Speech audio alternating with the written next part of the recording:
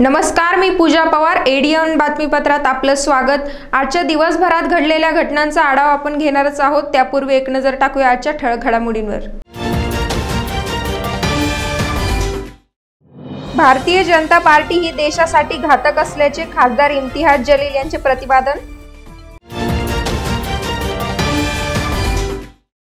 पटसंख्या कमी असलेल्या शाळा बंद करण्याचा राज्य सरकारच्या निर्णयाविरोधात अनेक संघटना आक्रमक. शैक्षणिक धोरण बदलण्याची मागणी.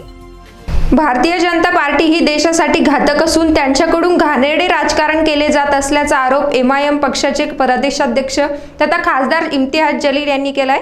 आज महाराष्ट्रामध्ये जे राजनीती आपल्याला बघायला मिळत आहे ते खऱ्या अर्थाने इतकं घाणेरडी राजनीती महाराष्ट्रासारख्या एक पुरोगामी राज्यामध्ये आपल्याला दिसणार होती हे कुणालाही वाटलं नव्हतं. पण दुर्दैव आहे जे होत आहे.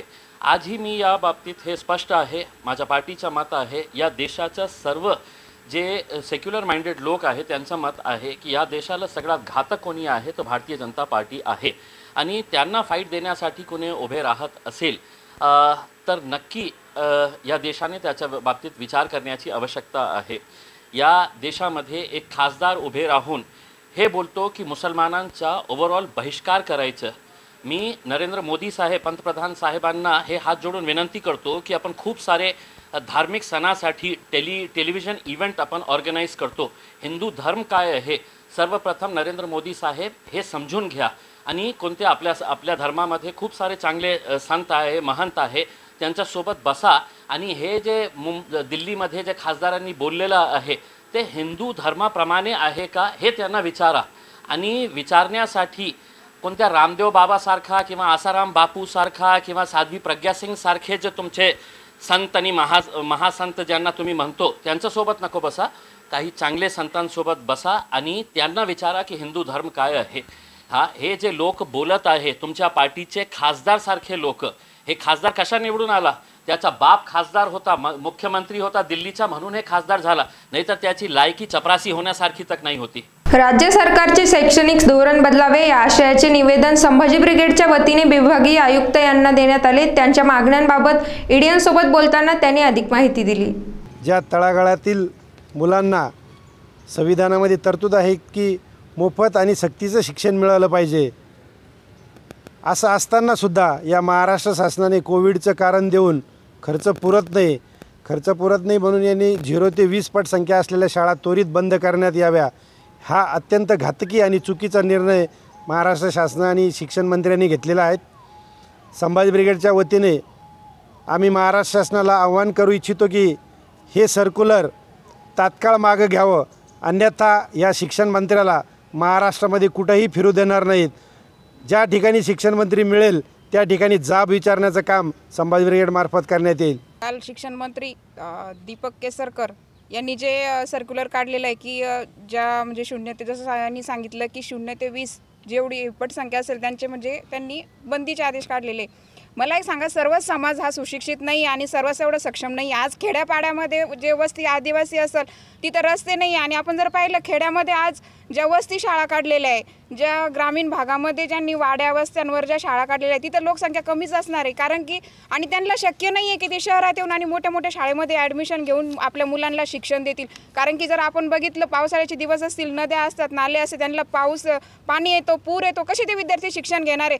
या दीपक केसरकर आहे मंत्रिपदावर बसलेले आणि ते म्हणजे संविधानिक पदावर असून सुद्धा त्यांनी असं वक्तव्य करणं चुकीचं आहे. म्हणून आमचा एक संभाजी ब्रिगेडचा दीपक केसरकर शिक्षण मंत्री यांना इशारा आहे की त्यांनी हे सर्क्युलर ताबडतोब मागे घ्यावे. आणि अजून जर त्यांना म्हणजे शिक्षक कमी पडत असेल तर यांनी शिक्षक भरती करावी आणि विद्यार्थ्यांना त्यांच्या हक्काचं शिक्षण द्यावं. अन्यथा संभाजी ब्रिगेडतर्फे त्यांना आमच्या संभाजी ब्रिगेडच्या पद्धतीने त्यांना जसं उत्तर दिले जाईल. सरकारने 0 ते 20 पटसंख्या असलेल्या शाळा बंद करण्याचा निर्णय घेतला आहे. हा निर्णय मागे घेण्यात यावा अशी मागणी आज राष्ट्रवादी विद्यार्थी काँग्रेसच्या वतीने जिल्हाधिकारी मार्फत शिक्षण मंत्री यांना निवेदनाद्वारे करण्यात आली आहे. की जो शासनाने निर्णय घेतलेला आहे 0 ते 20 पर्यंत पटसंख्या असलेल्या ग्रामीण भागातल्या ज्या शाळा आहेत तो बंद करण्याचा जो निर्णय घेतलेला आहे हा अत्यंत दुर्दैवी निर्णय आहे। लाजिरवाणी गोष्ट आहे की या राजश्री शाहू महाराज, महात्मा ज्योतिराव फुले, सावित्रीबाई फुले, डॉक्टर बाबासाहेब आंबेडकरांच्या या महाराष्ट्रामध्ये ज्यांनी शिक्षणासाठी एवढा संघर्ष केला आणि आपल्याला शिक्षण मिळवून दिलं, त्यांच्या या महाराष्ट्रामध्ये शाळा बंद करण्याचा निर्णय होतो आहे। कुठेतरी जर हा जर निर्णय झाला तर यापासून ग्रामीण भागातले जे विद्यार्थी आहेत त्यामध्ये आदिवासी वस्ती असतील, बंजारा तांडे असतील किंवा ठाकर समाजाच्या वस्ती असतील, या ग्रामीण भागातल्या ज्या विद्यार्थ्यांचा जर या शाळा जर बंद झाल्या तर त्यांना तालुका स्तरावर शाळेत जावं लागेल आणि हे त्यांना पॉसिबल नाही आहे। कारण की हे जे कष्टकरी गोरगरिबांचे मुलं असतात त्यांना त्या ठिकाणी प्रवासाची सुविधा उपलब्ध नसते। जर शाळा आपण बंद केल्या तर हे विद्यार्थी तात्पुरतं म्हणजे शिक्षणापासून वंचित राहतील। कारण की प्रत्येक आईवडिलाचं स्वप्न असतं की आपल्या मुलाने शिकावं, आपल्या मुलानं मोठं व्हावं, त्यासाठी आपल्याला त्या ठिकाणी शाळा उपलब्ध करणं हे शासनाचं काम आहे। कारण की शिक्षण हक्क कायदाच आपल्याला हे सांगतो की प्रत्येकाला शिक्षण, मोफत शिक्षण आणि शाळा जवळ असावी। जर आपण शाळा बंद केली तर मोठ्या प्रमाणामध्ये गोरगरिबांची मुलं हे शिक्षणापासून वंचित राहतील। एकीकडे जपानसारख्या देशामध्ये 9 वर्षाच्या मुलीला शिक्षणासाठी शाळेत जाता यावं म्हणून ट्रेन सुरू ठेवण्यात येते, तर दुसरीकडे आपल्या या महापुरुषांच्या, थोर महात्म्यांच्या महाराष्ट्रामध्ये शाळा बंद करण्यात येते आणि विद्यार्थी लहान चिमुकल्या मुलांना, काल नाशिक जिल्ह्यामध्ये इगतपुरीमध्ये लहान चिमुकल्यांना आंदोलन करावं लागलं का ते आपली शाळा वाचवण्यासाठी। हे कुठंतरी थांबलं पाहिजे, शासनाने याची दखल घेण्यात यावी आणि जर 5 दिवसामध्ये जर शासनाने हा निर्णय मान्य नाही केला तर राष्ट्रवादी विद्यार्थी काँग्रेस हा निर्णय शासनाला मागे घेण्यासाठी, गोरगरिबांच्या मुलांसाठी, विद्यार्थ्यांसाठी रस्त्यावर उतरेल आणि शासनाला हा निर्णय घेण्यास भाग पाडेल। राज्य सरकारने पटसंख्या कमी असलेल्या शाळा बंद करण्याचा निर्णय घेतल्याच्या विरोधात सत्यशोधक विद्यार्थी संघटनेच्या वतीने विद्यापीठाच्या वाय कॉर्नरवर आंदोलन करण्यात आले। शाळा वाचवा, शिक्षण वाचवाच्या घोषणाने डॉक्टर बाबासाहेब आंबेडकर मराठवाडा विद्यापीठामध्ये आवाज घुमला। शिंदे फडणवीस सरकारने विद्यार्थी संख्या 20 पेक्षा कमी असलेल्या शाळा बंद करण्याचे निर्णय घेतला। त्या निर्णय विरोधात आज डॉक्टर बाबासाहेब आंबेडकर मराठवाडा विद्यापीठ येथे वाय पॉइंट समता प्रेरणा भूमीपाशी सत्यशोधक विद्यार्थी संघटनेच्या वतीने निषेध व्यक्त करण्यात आला।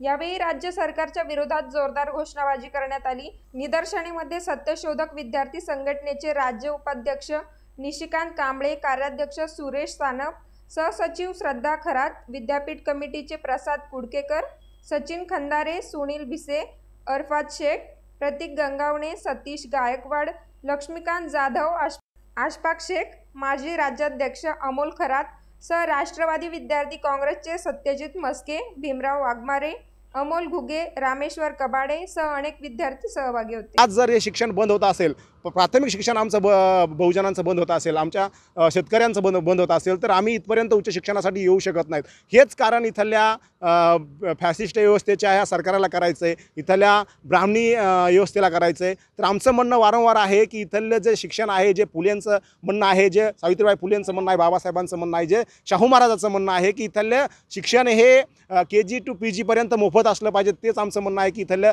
जे शिक्षण आहे हे मोफत असलं पाहिजेत आणि हे सर्वसमावेशक असलं पाहिजे। इथल्या ज्या भांडवली शाळा आहेत, इथल्या भांडवली कॉलेज आहेत, इथले जे भांडवली महाविद्यालय आहेत हे बंद झाले पाहिजेत आणि सर्व सरसकट सरकारी मोफत शिक्षण इथल्या सर्व वंचित बहुजनांना भेटलं पाहिजेत असं आमचं सत्यशोधक विद्यार्थी संघटनेकडून म्हणणं आहे। याच्यामागचं जे कारण आहे, याच्यामागचं कारण असं आहे की जी एज्युकेशन पॉलिसी आहे 2020ला आलेली आहे, या एज्युकेशन पॉलिसीमध्ये त्यांनी स्कूल कॉम्प्लेक्स नावाची संकल्पना आणली आणि स्कूल कॉम्प्लेक्स नावाची संकल्पना काय करते तर हे जे शिक्षण आहे तर ही स्कूल कॉम्प्लेक्समध्ये काय असणार, एखाद्या जसं पहिलं गुरुकुल पद्धती होती तशा पद्धतीचं स्कूल कॉम्प्लेक्स असणार। गुरुकुल काय होतं तर एखाद्या जंगलामध्ये होतं आणि ते जंगलामध्ये जावं लागायचं शिक्षणासाठी।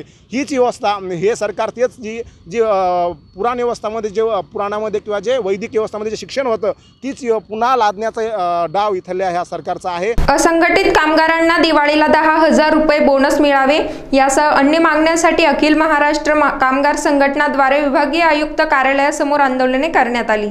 अखिल महाराष्ट्र कामगार संघटनाद्वारे विभागीय आयुक्त कार्यालयासमोर 1 दिवसीय आंदोलन गुरुवारी सकाळी करण्यात आले। स्कॉलरशिप, आरोग्य विमा तसेच विविध योजनांचे अर्ज तात्काळ मंजूर करावे, असंघटित कामगारांना दिवाळीला 10,000 रुपये बोनस मिळावे यासह अन्य मागण्यांसाठी अखिल महाराष्ट्र कामगार संघटनाच्या वतीने विभागीय आयुक्त कार्यालयासमोर 1 दिवसीय आंदोलन करण्यात आले। अखिल महाराष्ट्र कामगार संघटना संस्थापक अध्यक्ष सलीम शहा यांच्या नेतृत्वाखाली सदर आंदोलन करण्यात आले।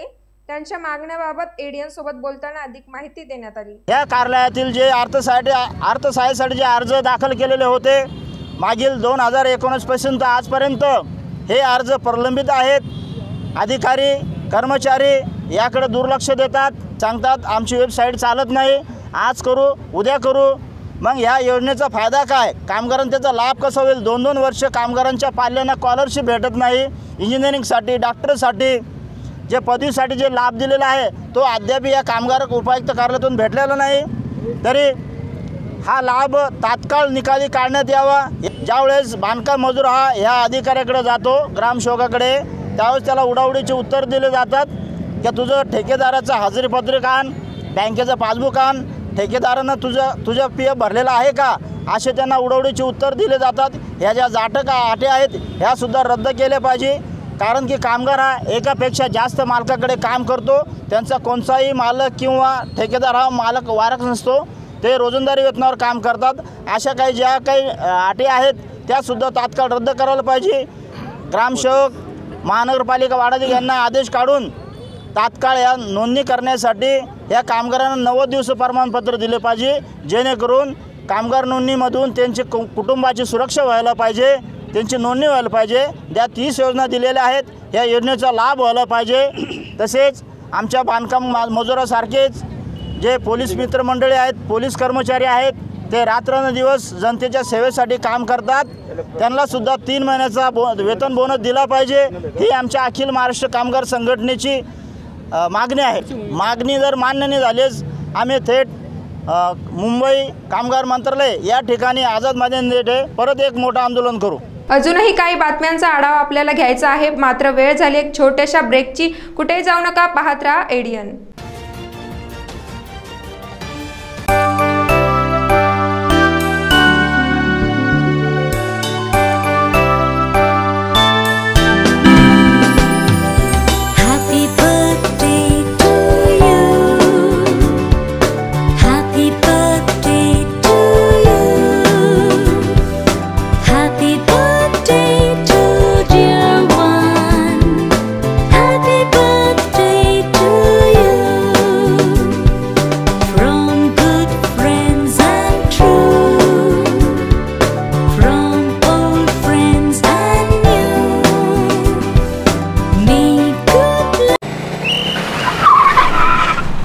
मस्त मास्क पहना रे तूने।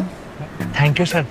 वो जान बचाने के लिए पहनना पड़ता है ना सर। रेडीमेड है या टेलर मेड है? ऑनलाइन ऑर्डर किया है सर। एक और है ना सर? देना। बहुत मस्त लगे आपको। ये ना सर। सर सर सर ना भाई, जान बचाने के लिए बाइक चलाते वक्त सिर्फ खोपड़े पे मास्क पहनेगा तो खोपड़े को कौन बचाएगा? समझ गया सर। हेलमेट ऑनलाइन ऑर्डर कर, वरना हमेशा के लिए ऑफलाइन हो सकता है। Okay sir. ये ले। चल हम ये भी ऑनलाइन भर दे। हेलमेट पहने, ट्रैफिक नियमों का पालन करे, जिंदगी के सफर को सुरक्षित रखे। ब्रेकनंतर आपलं स्वागत। जगप्रसिद्ध सिने अभिनेते गगन मलिक हे शहरात होणाऱ्या धम्मदीक्षा सोहळ्यासाठी आले असता त्यांनी पत्रकार परिषदेत त्यांची भूमिका मांडली। रीज़न ये है कि धम्म जो है, कोशिश ये करनी चाहिए कि मैक्सिमम लोगों तक भगवान बुद्ध का जो धम्म है वो पहुंचना चाहिए, क्योंकि धम्म जो हम सभी समझते हैं वो आपको एक बेहतर इंसान बनाता है। इसका रिलीजन या चीज़ों को बदलना करना वो एक अलग चैप्टर है, लेकिन आपको बेहतर इंसान बनना जीवन में बहुत ज़रूरी है, जो धम्म काम करता है। बुद्ध की शिक्षा जो है वो बहुत ही प्रैक्टिकल है, सरल है समझने के लिए। बाबा साहब ने बहुत सोच समझ के, बड़े पारदर्शी थे, तो उन्होंने सोच के धम्म की दीक्षा ली। और मैं मानता हूँ ये कि बहुत ही अच्छा मेरिट है, बहुत अच्छा एक काम है जो इन्होंने बहुत ही अच्छे जोश के साथ किया है, जिसमें चर्मकार जो समाज है वो आगे बढ़कर आकर धम्म की दीक्षा लेने वाले हैं। और मुझे उम्मीद है एक दिन जैसे बाबा साहब का बौद्ध में भारत का एक सपना था, उस सपने को पूरा करने के लिए हम भी लोग जो है प्रयत्न कर रहे हैं कि एक बौद्धमय भारत बने, एक एनलाइटेंड इंडिया बने, जिससे जिसे कहते हैं समाज जो है, मुझे लगता है अपनी सोच में, अपने काम में बहुत जल्दी और बहुत अच्छे तरीके से ऊपर आ सकता है, आगे बढ़ सकता है। इसी के लिए आज मुझे चीफ गेस्ट के रूप में बुलाया गया यहाँ पर, और मैं बहुत खुश हूँ और आभारी भी हूँ, और उम्मीद करता हूँ कि समाज में एक बहुत अच्छा एक मैसेज जाएगा कि काफ़ी सारे लोगों ने यहाँ धम्म की दीक्षा ली है। और ये दीक्षा जो है, ये बात पक्की है, अगर दीक्षा को अच्छे से समझेंगे, धम्म को समझना शुरू करेंगे, तो जीवन में वो एक बेहतर इंसान बनेंगे और उनके जो दुख हैं वो काफ़ी हद तक कम होंगे। शहरातील बेशिस्त वाहतूक तसेच पोलीस प्रशासनाचा निषेध करीत एमआयएम पक्षाच्या वतीने वाहतूकदारांचा पुष्पगुच्छ देऊन सत्कार करून गांधीगिरी आंदोलन करण्यात आले। औरंगपुरा परिसरातील मैदानामधून बस बाहेर काढत असताना लोखंडी रॉड लागून एका विद्यार्थ्याचा मृत्यू झाल्याची घटना नुकतीच घडली। या घटनेचा निषेध व्यक्त करीत एमआयएम पक्षाच्या विद्यार्थी आघाडीच्या वतीने औरंगपुरा परिसरामध्ये गांधीगिरी आंदोलन करण्यात आले।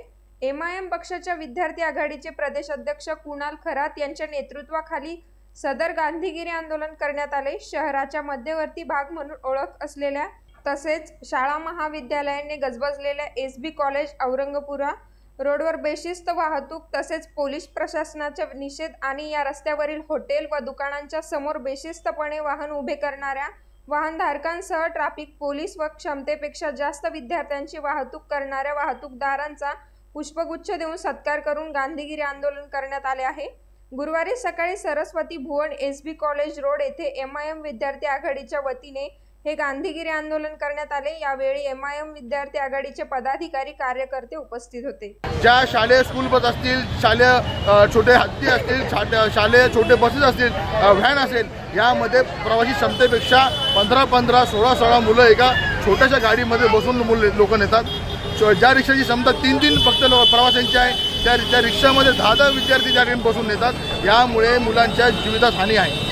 आपण बघत आहात औरंगपुरा शहरामध्ये, औरंगपुरा या एरियामध्ये मागील 1-2 दिवसांमध्ये खूप मोठा ॲक्सिडेंट झाला। एक छोटा लहान बालक शाळेतले विद्यार्थी याचा त्या ठिकाणी मृत्यू झाला, तरीही अजूनही पोलीस प्रशासन या ठिकाणी जाग आलेली नाही आहे। आम्ही आज पोलीस प्रशासन जागा करण्यासाठी आमचं आंदोलन होतं, आणि जे या ठिकाणी अवैध प्रवासी वाहतूक करत आहे त्यांना आम्ही एक फूल दिलं, त्यांना गांधीगिरीने त्यांना समजून सांगितलं की बाबा हो, हे आपलेच मुलं आहेत, हे तुमचे सुद्धा मुलं आहेत, लोकांची मुलं आहेत, यांची काळजी घेणे तुमचं काम आहे। आणि आपण या कृपया आपल्याला विनंती आहे की आपण या अशा प्रकारे अवैध प्रवासी वाहतूक जास्तीत जास्त मुलं तुम्ही करू नका, आणि लोकांचं मुलांचं जानमालचं नुकसान करू नका म्हणून त्यांना विनंती करण्यासाठी या गांधीगिरी पद्धतीने आज आम्ही या ठिकाणी आंदोलन केलेलं आहे। आज आप देख रहे हैं शहर में कि जो स्कूल बसेस हैं या फिर जो है छोटा हाथी है या फिर ऑटो रिक्शा है, इसमें होता ये है कि परवानगी उसमें 3 की होती है, 8 की होती है, मगर इतने बच्चों को भरा जा रहा है उसमें। अभी यहाँ औरंगपुरा में 8 दिन पहले एक वाक़या पेश आया जिसमें एक बच्चे की, मासूम बच्चे की जान गई। तो सबसे पहले तो ये काम प्रशासन का है, मगर ये मजलिस इत्तेहादुल मुस्लिमीन के तलबा यूनिट को करना पड़ रहा है। तो ये प्रशासन के लिए शर्म की बात है कि ये भी काम मजलिस को ही करना पड़ रहा है। काफ़ी सारे स्कूल वालों से भी बात की, काफ़ी सारे स्कूल प्रशासनों से बात करने के बाद हमको पता चला कि वो जो स्कूल बसेज है उसमें भी एक्स्ट्रा जो है तो बच्चे रखते हैं। फिर बाद में हमने सोचा कि क्यों ना हम इनका ही इस्तकबाल करें कि आप ज़्यादा बच्चे लेके जा रहे हैं, इसलिए हमने एक इस्तकबालिया प्रोग्राम उनका रखा था ताकि उनको ये समझ आए, शर्म आए उनको। उन्होंने शर्मसार होना ज़रूरी है कि किसी के भी घर का फूल हम ऐसे ही ज़ाया नहीं होने देना चाहते।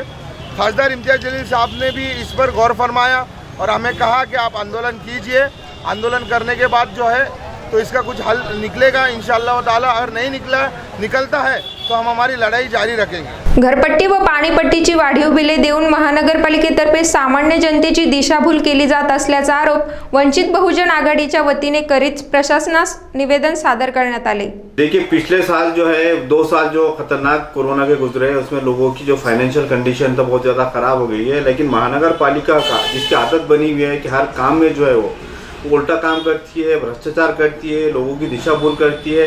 इसलिए 2021-22 में जो लोगों ने पूरा अपने बिल अदा किए थे, अब 2022-23 में ये हुआ कि उनका थकबाकी बल्कि हज़ारों रुपये उनको भरना पड़ रहा है। तो इसके लिए वंचित बहुजन आघाड़ी ने स्टैंड लिया है। वंचित बहुजन आघाड़ी ने इससे पहले भी लोगों की, शहर के जो लोग हैं, औरंगाबाद शहर के जो लोग हैं, उनकी भलाई के लिए हमेशा वंचित बहुजन आघाड़ी ने आवाज़ उठाई है, उसके लिए रोड पर आई है और उन्होंने जो हाथ में काम लिया था उसको कंप्लीट की है। तो इस बार भी हम औरंगाबाद के लोगों को, जनता को हम ये यकीन दिलाते हैं कि आप हमारा साथ दीजिए और जिसने 2000 पिछले साल 21-22 में अपने टैक्स क्लियर करे हैं, लेकिन 22-23 में उसमें बढ़ के आ गया, थकबाकी आया है, तो हमारे पास आइए, हम आपको इंसाफ दिलाएंगे और पूरी ताकत से वंचित बहुजन आघाड़ी जो है उनके साथ खड़ी हुई। आम्ही महानगरपालिकेला आज निवेदन दिलंय। या निवेदनामध्ये आम्ही घरपट्टी व पाणीपट्टीची जी काही वाढीव बिलं आलेली आहेत त्या वाढीव बिलं देणाऱ्या अधिकाऱ्याला निलंबित करावं। ज्या नागरिकांनी वीज भरणा केलेली, अतिरिक्त वीज भरणा केलेली आहे त्यांना व्याजासह त्यांची भरलेली रक्कम परत करावी। आणि कोविड काळामध्ये जवळपास 2 वर्ष लोकांनी हातावर दिवस काढलेले आहेत, त्यांना जे काही घर टॅक्स असेल, पाणीपट्टी असेल ही पूर्णतः रद्द करावी अशी वंचित बहुजन आघाडीची मागणी आहे।